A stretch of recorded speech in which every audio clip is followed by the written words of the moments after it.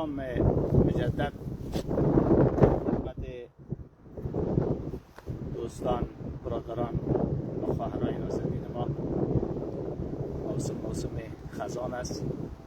گاهی با هوای سرد و بادی و بارانی در حضور شما قرار میگیریم، چون طبیعت زیبا هست. ما با زیبایی های طبیعت میخواهیم که به هر نوش سازش بکنیم. اما بحث اساسی را که اگر آب و هوا اجازه ما بده سر از این بحث میکنیم که چگونه جوامع کوچک و ساختار ملت ها را در جهان انسانی بشر ایجاد کرده و چگونه ما میتونیم از ایجاد جوامع بشری و ایجاد جامعه خود ما لذت ببریم. حضور دوستا صحبتایی را تقدیم میکنم. از آغاز آفرینش بشر که حضرت آدم علیه السلام و حضرت حوا بر زمین جای گرفتن، اینا نخستین بنای زندگی تشکل جامعه انسانی را شکل داد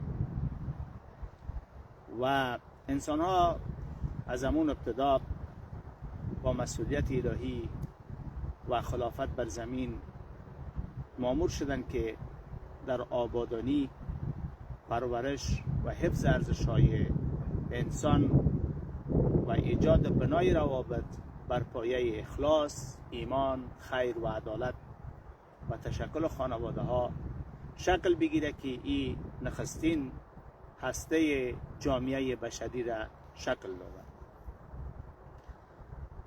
اما همین خانواده نخستین بار با چالش های انسانی و اخلاقی روبرو شد که اختلاف میان قابیل و هابیل نمایانگر یک رویی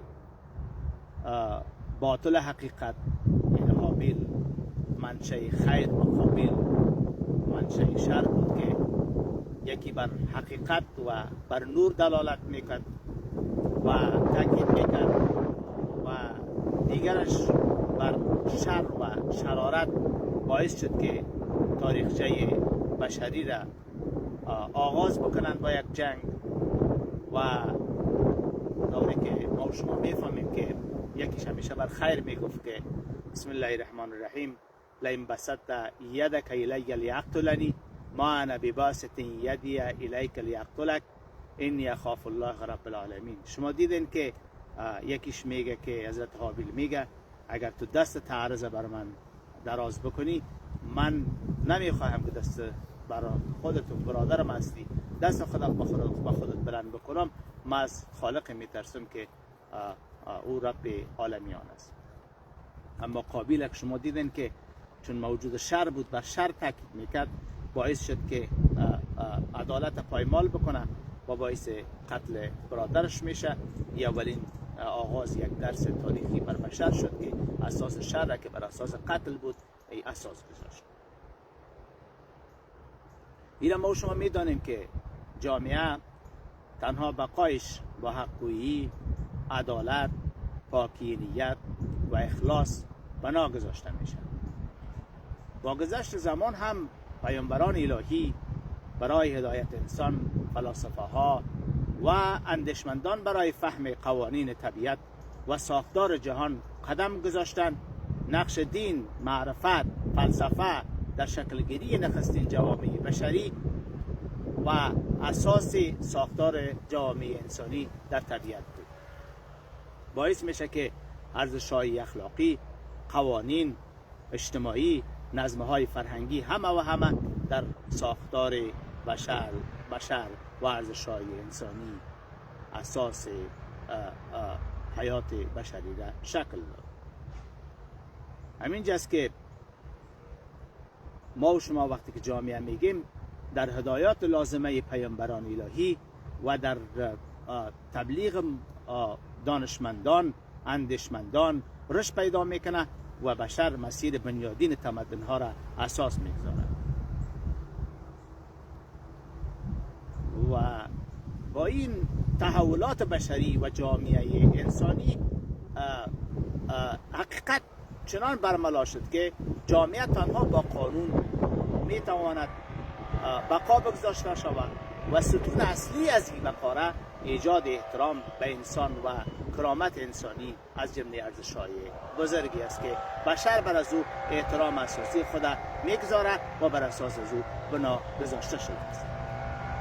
اگر انسانی که در یک جامعه زندگی میکنه امنیت نداشته باشه، احترام نداشته باشه، بر فرهنگ و داشتنی‌هایش احترام نشود، این انسان نمیتواند در پیشرفت حقیقت تلاش مثمری را انجام بده. مثلا اگر ما و شما میبینیم که یک خانواده در یک منطقه دور از تمدن اگر زندگی بکنه، نیازمند کمک انسانی و نیازمند کمک بشری است، نه بر اساس تحمیل و اجباریت ها.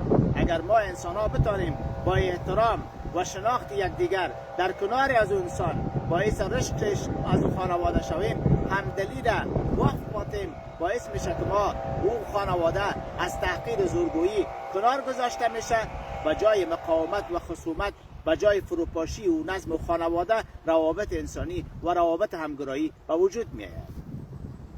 ما این را میدانیم که وقتی هستی بشر هستی خلقت انسان ساخت و این انسان وقتی که رشد کرد، با رشد انسان جامعه خانواده قوی بار میآید. وقتی که یک خانواده قوی بار آمد، جامعه قوی را بر بشر تقدیم میکنه و اگر جامعه سالم ساخته شد، ملت های سالم و جامعه ساخته میشن و همه احساس آرامش و امنیت میکنن و در ثبات و تا بقای جامعه و ظرفیت های خدادادیشان از طبیعت آنچه که برشان گذاشته شده اینا فیض میبرند و لذت میبرند، بر بقای یکدیگر میاندیشند. حالا سوال اینجا است که چرا در برخی کشورها ملت ها شکل نمیگیره؟ ما شما میتونیم که کشورهایی که دچار جنگ هستند، کشورهایی که دچار بحران های طولانی هستند، مانند افغانستان، سوریه، عراق، مشکل اساسی از این نبود مدیریت سالم و مدیریت شایسته و آگاه است. زمانی که مجریان نظام بجای حقیقت و دانش، بجای آگاهی دروغ، فساد و افراد بی‌کفایت وارد ساختار اداره بسازند، نتیجه آن جز ویرانسازی جامعه و سقوط نظام دیگری نیست. اینجاست که کشورها برای بقای خودشان تلاش میکنند تا داشتنی های از این سرزمین بله بکنند و اینها در جنگ های قومی، کلمه های فرهنگی، اینها در بحران های اساسی سرگردان باقی بمانند و نسل به نسلشان در فقر علمی، فقر آگاهی و فقر سیستماتیک مواجه شوند. ما و شما در مثلا نشست بن میفهمیم که حضور افراد ضعیف و بی تجربه در ساختار اداره کشور مسئولیت هایشان را تا حد لازمی نمیدانستند، باعث گسترش فساد مالی اداری مانع شکل گیری یک کشور و دولت در زعامت یک رئیس جمهور شد. و جناب رئیس جمهور هم شاید بشنوند که رئیس جمهور حال زنده هستند، اونها نتوانستند با یک مدیریت آگاهانه در کنارشان ساختاری را ایجاد بکنن، امنیتی را به وجود بیارن. امروز ملت افغانستان در کنار دنیا و دنیا در کنار ملت افغانستان بدون تداخل های نظامی در کنار هم جمع می شدن برای بقای آینده کشورشان هوشیارآمیز زندگی میکنن.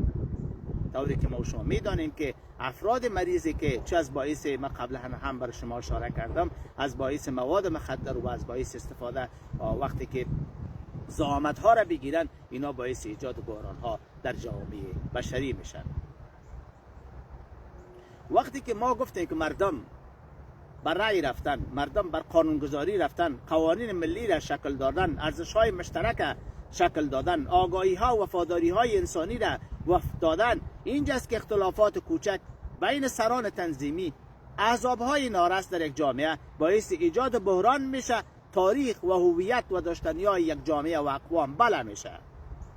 تا زمانی که قوانین که به نفع مردم نباشه، آگاهی و احترام متقابل در فضای انسانی و دینی شکل نگیره، شما یک جامعه توانمند را در آینده افغانستان و در کشورهای فقیر دیگری نمیبینید.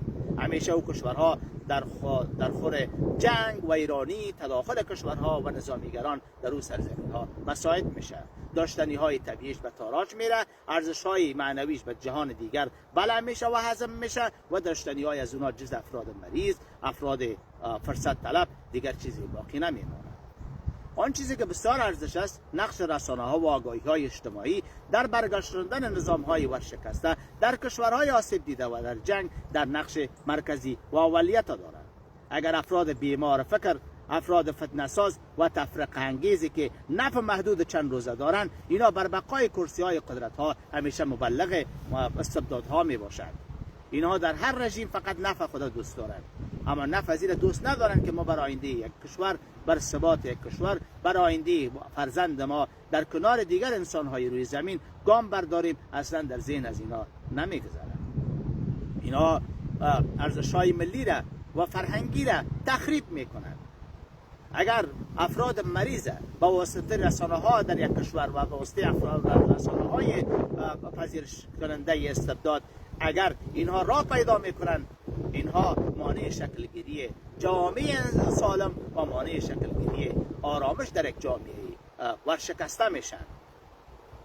وقتی که عقده ها بلند رفت، انتقام ها افزایش پیدا کرد، بحران ها افزایش پیدا کرد، در قرن 21 دشمنان جامعه های ما فرصت پیدا میکنند تا داشتن وسطی های بقای یک جامعه را ورشکسته بکنند و بلع بکنند و اشخاص متعصب مریض که همیشه روی کلمات در جنگ اینا همیشه در صدرنشینان یک جامعه میشن، در هر تحول میتونن بستر مادی را باز بکنند، بستر تفاهم بین دوستایشان ایجاد میکنند تا منابع های یک سرزمین بیچاره و از اقوام مختلف و سرزمین ها داد بکشن و در بحران زندگی بکنن. اونا نتوانند برای یک کشور مستقل و یک کشور مرفه که برای خود بسازن و همچنین به جهان انسانی دیگر و یا با نسلشان ودیع‌دار بسازن قادر به آن نخواهد بود. السلام علیکم و رحمت الله و برکاته.